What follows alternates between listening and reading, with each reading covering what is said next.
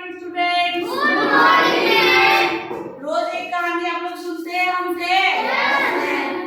आज भी एक नई कहानी, ठीक है। कहानी का नाम क्या है? कोई शिकायत नहीं करता। नो कंप्लेंट्स, है ना। कहानी मतलब कोई भी शिकायत करना बंद करो। इतना शिकायत करो कि भगवान भी परेशान हो जाते हैं। तो कहानी क्या है? एक भक्त की कहानी है ना। उस भक्त के जीवन में बहुत समस्या है, बहुत। कभी ऑफिस में झगड़ा हो जाता है, कभी कोई घर में बीमार पड़ जाता है, उसकी सैलरी नहीं बढ़ रही है, उसके घर में हमेशा हल्ला होते रहता है, पैसे की खिच खिच खिच, बहुत परेशान है। तो वो भगवान की बहुत पूजा करता है, लेकिन सोचता है कि भगवान की पूजा करेंगे तो भगवान मेरी सारी समस्या हल कर देंगे। लेकिन ऐसा कुछ हो नहीं रहा था। वो भगवान से खूब शिकायत करता है कि भगवान क्यों क्यों क्यों क्यों आप लोगों को तकलीफ देते हैं, जबकि मेरे से हम देखते हैं कि बढ़िया बढ़िया आदमी जो भी खूब बदमाशी करता है, बेईमानी करता है, गलत काम करता है, वो लोग मजे से जी रहा है। हम आपका इतना अच्छा भक्त है और हम बहुत तकलीफ में है। मेरे साथ हमेशा कुछ ना कुछ बुरा होते रहता है। ऐसे करते करते उसका जीवन चल रहा था, धीरे धीरे वो भगवान से दूर होते जा रहा है ना। जब लाइफ में बहुत परेशानी होती है तो अक्सर लोग भगवान से दूर हो जाते हैं। भगवान को देवे लगता है ना जी। उसको लोग समझाता था कि नहीं, ऐसा नहीं है, तुम इतना अच्छा आदमी है, तुमको भगवान देंगे, तुम्हारे साथ अच्छा होगा। ऐसे एक दिन क्या हुआ, वो ऑफिस गया हुआ था और उसके ऑफिस में क्या हो गया, झगड़ा हो गया, ठीक है। स्टाफ से झगड़ा हो गया। झगड़ा ऐसा हुआ लास्ट में उसके बॉस ने उसको ऑफिस की नौकरी से निकाल दिया। अब तो आदमी पूरा परेशान। अब घर गया, आधा घंटा बैठ के भगवान की पूजा किया, क्यों मेरे साथ ऐसा हुआ, मेरी नौकरी चली गई, अब मेरा घर कैसे चलेगा। आज तो भगवान आपको दर्शन देना ही होगा, मेरे सपने में आना ही होगा, आना ही होगा, ऐसा वो बोल रहा था, ठीक है। इत्तेफाक से क्या हुआ कि जब वो रात में सोया, भगवान सचमुच के सपने में आ गया नहीं, आ गए, है ना, सपने में आ गए। अब भगवान ने कहा कि जैसे वो भगवान की सपने में दर्शन दिए, वो तो बैठा ही था, पूरा अपना शिकायत का पिटारा खोल दिया। मेरे साथ ये हो रहा है, मेरे साथ वो हो रहा है, आप मेरे सुनते नहीं है, सब ऐसे बदमाशी करके खुशी से जी रहा है, हम तो ईमानदार व्यक्ति है, फिर भी मेरे पास इतना सारा दुख दिए। भगवान ने उनको कहा, भगवान ने क्या कहा कि देखो ये तो जीवन का चक्र है। लाइफ में जब तक आप धरती पे रहोगे, सुख और दुख लगा रहेगा, ये आपका चक्र घूमते रहता है। आज आपको दुख हम दे रहे हैं तो कल हम सुख भी देंगे, लेकिन नहीं नहीं नहीं, हमको नहीं जानना है, मैं आपका भक्त हूँ, बस मुझे कोई उपाय बताइए, मेरा समाधान कीजिए। हमको भगवान समझ गए कि बेचारा नादान, इसको तो समझ में नहीं आएगा। लाइफ में यही है, लगातार दुख भी नहीं रहता, लेकिन लोगों को लगता है, क्या लगता है कि हमको बहुत भगवान दुख दे रहे हैं, क्योंकि वो सुख ज्यादा ही देते हैं, दुख कम ही देते हैं।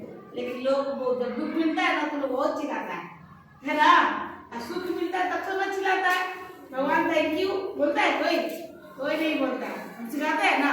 कुछ भी अगर अच्छा हो तुमको थैंक यू बोलना सीखो, कुछ बुरा नहीं होगा। लेकिन ऐसा नहीं होता, हम लोग उल्टा करते हैं। जब सुख मिलता है तो उनको याद नहीं करते, लेकिन जब दुख मिलता है, हे भगवान करना शुरू कर देते हैं।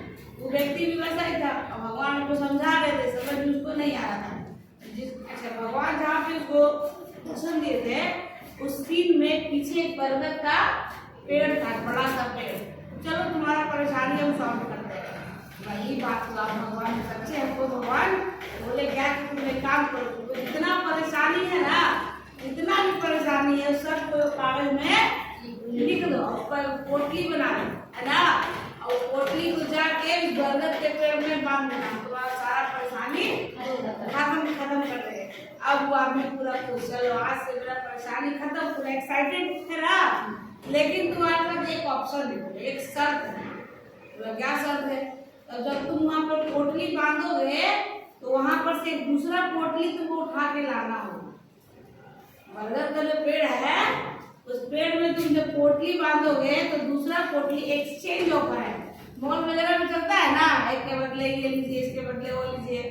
तो बोला कि तुम अपनी तो समस्या रखोगे, लेकिन उसकी जगह पे तुमको दूसरी पोटली लानी होगी, है ना। तो बोला ठीक है, देख लेंगे। अब पूरा खुश हो गए, एक्साइटेड हो गए, तो सारा समस्या लिख ही दिया। सोच रहा है क्या या तो आज से सब समस्या मेरा दूर हो जाएगा। तो दूर है, जैसे ही उसने पोटली बांधी वो लौटने लगा तो उसको याद आया भगवान ने क्या कहा था, दूसरी पोटली लेके आए थे। अब देखा कि बरगद के पास बहुत सारा पोटली बंधा हुआ है, कौन सा पोटली ले। तो उसमें बहुत खोजा, बहुत खोज कर छोटी सी पोटली ली और उसको खोल के वो देखने लगा। तो लगा कि कहीं इस पोटली में ये ना लिखा हो कि तुमको भयंकर बीमारी से मरने वाले हो। रख दिया, पोटली रख दिया। फिर उसने दूसरी पोटली खोजी, छोटी सी पोटली फिर उसने खोजी, वो पोटली लेके जाने लगा।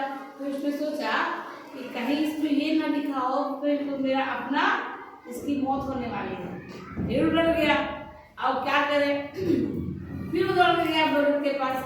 अब वो तीसरा पोटली खोजा, छोटी सी पोटली। फिर उस पोटली को लेके चलते हो ना, उसके दिमाग में एक सवाल आया, कहीं इस पोटली में ये न लिखा हो कि कोई मेरा अपना उसको कोई गंभीर बीमारी होने वाली है और जीवन भर बीमारी से परेशान रहेगा। अब वो जोर से गुस्सा है, भगवान ये कैसा है, बोलने चाहिए सेक्शन में पर एक काम कीजिए, ये सब आपको पूरा लीजिए, मेरा जो समस्या है हमको दे दीजिए। हम उस समस्या के साथ लड़ना सीखेंगे और उसको कैसे हैंडल करना है ये सीखेंगे। मेरा पोटली आप उनको लौटा दीजिए बस, है ना। तब भगवान मुस्कुराए, है ना। तो यही बात तो तुमको हम समझाने का शुरू कर रहे थे बच्चा, कि जीवन तो चक्र है, इसमें दुख और सुख लगा रहेगा। मजे तो तब है कि आप कितना तैयार है उसे लड़ने के लिए, उसे फाइट करने के लिए। कौन सा एक भी व्यक्ति बताओ, अपने गांव में ही बताओ, वैसा व्यक्ति है उसके जीवन में दुख और तकलीफ ना है। अमीर आदमी को भी तकलीफ ऐसा नहीं है, अमीर आदमी को रात में नींद नहीं आता होगा, कोई चूहा चलता कूदता कोई चोर तो नहीं ढूंढ गया, है ना। गरीब आदमी के घर में चोरों घुस जाएगा, रात को नहीं चिंता करेगा, मगर भैया को नहीं करेगा, है ना जी। कहानी का सार यही है कि जीवन में जितनी भी समस्याएं आए घबरा